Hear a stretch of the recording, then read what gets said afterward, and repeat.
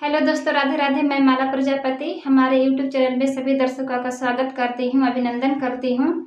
आज मैं एक बहुत ही प्यारा कजरी गीत गाने जा रही हूं। अगर आप सभी को अच्छा लगे तो प्लीज़ लाइक करना, कमेंट करना और मेरे चैनल को सब्सक्राइब करना। हमके भावे नहीं घर कतर परानी पिया, बड़ी परेशानी पिया ना। हमके भावे नहीं घर कतर परानी पिया, बड़ी परेशानी पिया ना।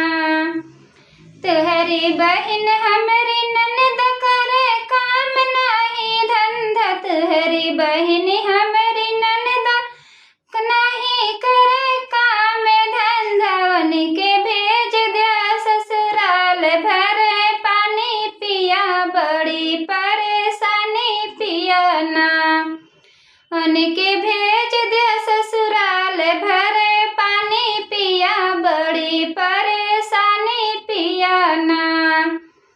हमके भावे नहीं घर कतर परानी पिया, बड़ी परेशानी पिया ना।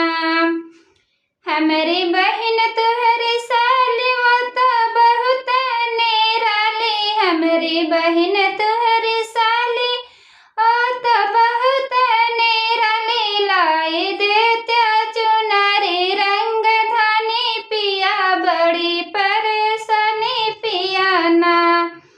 लाई देत्या चुनारी रंग धानी पिया, बड़ी परेशानी पिया ना।